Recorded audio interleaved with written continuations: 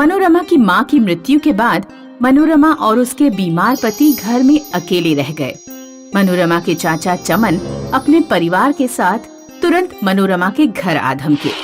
भैया, आप बीमार रहते हैं और लड़की को घर से बाहर काम करने के लिए भेजना ठीक नहीं है, इसलिए मैं अपनी पत्नी और दोनों बेटियों के साथ यहाँ चला आया ताकि आपको पैसों की परेशानी ना हो और हम लोग आपकी देखभाल कर सकें। चमन और उसकी पत्नी ने मनोरमा के पिता को अपनी मीठी मीठी बातों में फंसा लिया। उन लोगों की नजर मनोरमा के घर को हड़पने पर थी। धीरे धीरे उनकी पत्नी और दोनों बेटियों ने मनोरमा को घर का नौकर बना दिया। मनोरमा के पिता की दवा का खर्च और उन्हें खाना देने के बदले मनोरमा की चाची उससे रगड़ कर घर का काम कराती। चाची की दोनों बेटियां कॉलेज में पढ़ने जाती थीं। मनोरमा भी अपने चाचा से कहती कि उसका कॉलेज में एडमिशन करा दिया जाए, लेकिन चमन किसी न किसी बहाने टाल देता। पढ़ाई में पैसा लगता है, हम तुम्हारे पापा की दवाई का खर्चा उठाएं या तुम्हें कॉलेज भेजें, तुम खुद ही फैसला करो। धीरे धीरे मनोरमा ने कॉलेज जाने का सपना छोड़ दिया। खाली समय मिलने पर मनोरमा अपनी माँ की कब्र पर फूल चढ़ाने चली जाती और वहाँ बैठकर रोती। माँ, आप मुझे अकेले छोड़कर क्यों चले गई? माँ, मैं आपके बिना बहुत अकेला महसूस करती हूँ। चाची और उनकी लड़कियों का व्यवहार बिल्कुल अच्छा नहीं है। मनोरमा अपनी माँ की कब्र के पास नाचा भी करती थी, क्योंकि उसकी माँ ने उसे नृत्य सिखाया था। गांव का सबसे अमीर आदमी था सेठ रामजीमल। रामजीमल के बेटे को नृत्य से लगाव था। एक दिन गांव में एक आदमी ढोल बजाकर घोषणा करने आया। सुनो सुनो सुनो, श्री राम जी मल के सुपुत्र अभिषेक विवाह करना चाहते हैं। आज से ठीक 3 महीने बाद उनके घर 3 दिन का नृत्य का कार्यक्रम चलेगा। जो भी लड़की अभिषेक के साथ अच्छा नृत्य करेगी, अभिषेक उसी से विवाह करेंगे। मनोरमा की चाची खबर सुनकर बहुत खुश हुई। सुनिए जी, हमारी दोनों बेटियां बहुत सुंदर हैं। अगर ये डांस सीख लें तो इनमें से किसी एक की जरूर रामजीमल के बेटे से शादी हो जाएगी। फिर रामजीमल की सारी धन दौलत हमारी बेटी की मुट्ठी में होगी। मनोरमा की चाची ने अपनी दोनों बेटियों को एक महंगे डांस स्कूल में डांस सीखने भेज दिया। उधर मनोरमा भी मन ही मन अभिषेक के साथ नाचने का सपना देख रही थी। जब भी वो घर में नाचना शुरू करती, उसकी चाची उसे कोई न कोई काम बता देती। चाची जानती थी कि मनोरमा की माँ ने उसे नाचना सिखाया है, इसलिए डांस प्रोग्राम से एक दिन पहले चाची ने मनोरमा से कहा, मनोरमा, अगर तुम सेठ रामजीमल के घर नाचने गई तो मैं तुम्हारे पिताजी की दवाई बंद कर दूंगी। 3 दिन के डांस प्रोग्राम की पहली शाम चाची अपनी बेटियों को लेकर प्रोग्राम में चली गई। मनोरमा भी चुपके उनके पीछे गई। रामजीमल की कोठी पर बैठे चौकीदार ने मनोरमा को उसके साधारण कपड़े देखकर रोक दिया। गरीबों की एंट्री नहीं है, ऐसे अरे गहरे सब चले आ रहे हैं, जाओ यहाँ से। मनोरमा अपनी माँ की कब्र पर जाकर रोने लगी। माँ की कब्र पर अचानक एक सुंदर लाल रंग की ड्रेस और एक जोड़ी सैंडल आ गए। मनोरमा उन्हें पहनकर तुरंत प्रोग्राम में पहुंची। मनोरमा का चेहरा नहीं दिख रहा था, उसने चेहरा ढक रखा था। अभिषेक ने मनोरमा के साथ डांस किया, लेकिन रात के 9 बजते ही मनोरमा अभिषेक से बोली, मुझे जाना होगा। मैंने अभी तक जितनी भी लड़कियों के साथ डांस किया है, उनमें तुम्हारा डांस सबसे बेहतर लगा। क्या तुम कुछ देर और नहीं रुक सकती? नहीं, मनोरमा को अपनी चाची के घर पहुंचने से पहले ही घर पहुंचना था। वह कोठी की दीवार से कूदकर घर की ओर भाग गई। मनोरमा गेट से नहीं गई, क्योंकि गेट से चाची अपनी बेटियों को लेकर जा रही थी। मनोरमा ने रास्ते में ही अपनी हाई हील की सैंडल उतार दी ताकि वह तेजी से दौड़ सके। अभिषेक मनोरमा के पीछे पीछे गया था। उसे मनोरमा के सैंडल मिल गए। अगली रात अभिषेक सैंडल लिए मनोरमा का इंतजार करता रहा, लेकिन मनोरमा उस रात नहीं पहुंची, क्योंकि उस रात मनोरमा के पापा की तबीयत कुछ ज्यादा खराब थी। अभिषेक गांव की सारी लड़कियों में मनोरमा को ढूंढ रहा था। पिछली रात मनोरमा ने अपना चेहरा ढक रखा था, इसलिए अभिषेक को मनोरमा का चेहरा नहीं पता था। अभिषेक जिद पकड़कर बैठ गया कि वह उसी लड़की से विवाह करेगा जिसकी ये सैंडल है। मनोरमा जब अगले दिन भी प्रोग्राम में नहीं आई तो अभिषेक सैंडल लेकर हर घर में उस लड़की को ढूंढने लगा जिसके पैर में सैंडल बिल्कुल फिट आ जाए। लड़की को ढूंढते ढूंढते अभिषेक मनोरमा के घर पहुंचा। मनोरमा की चाची ने अपनी दोनों लड़कियों को आगे कर दिया। पहली लड़की बोली, ये सैंडल मेरे हैं। तो ठीक है, इन्हें पहनकर डांस करके दिखाओ। लड़की के पैरों के हिसाब से सैंडल काफी छोटा था। उसने जबरदस्ती सैंडल पहन लिए और नाचने की कोशिश की।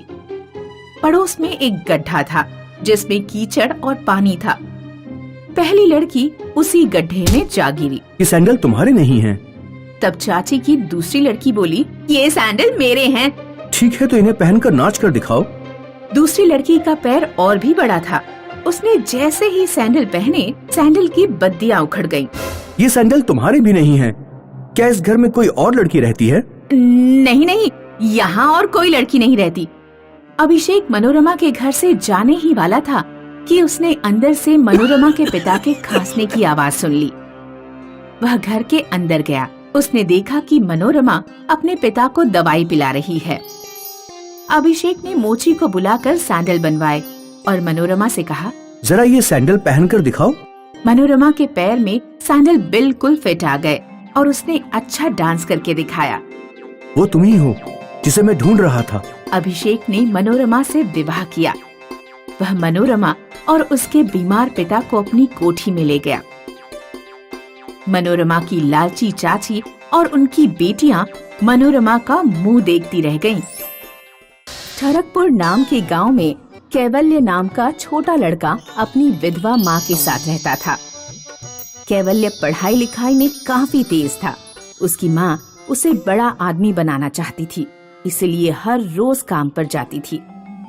माँ, आप कौन सा काम करती हो? बेटा, मैं एक होटल में कैशियर हूँ। खाना बना दिया है, खा लेना और स्कूल में मन लगाकर पढ़ना। माँ ने कैवल्य को किसी चीज की कोई कमी कभी महसूस नहीं होने दी और कैवल्य भी हर साल स्कूल में फर्स्ट आकर माँ का हौसला बढ़ाता रहा। कुछ साल बीत गए और कैवल्य जवान हो गया। अब वह कॉलेज में पढ़ता था।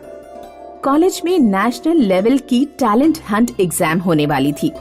कैवल्य ने दिन रात पढ़ाई की और एग्जाम में बैठ गया। रिजल्ट आया तो कैवल्य ने टॉप किया था। कॉलेज में कैवल्य की प्रशंसा और अभिनंदन हेतु एक प्रोग्राम रखा गया। गोपी किशन बजाज प्रोग्राम के चीफ गेस्ट थे। गोपी किशन बहुत ही बड़े उद्योगपति थे।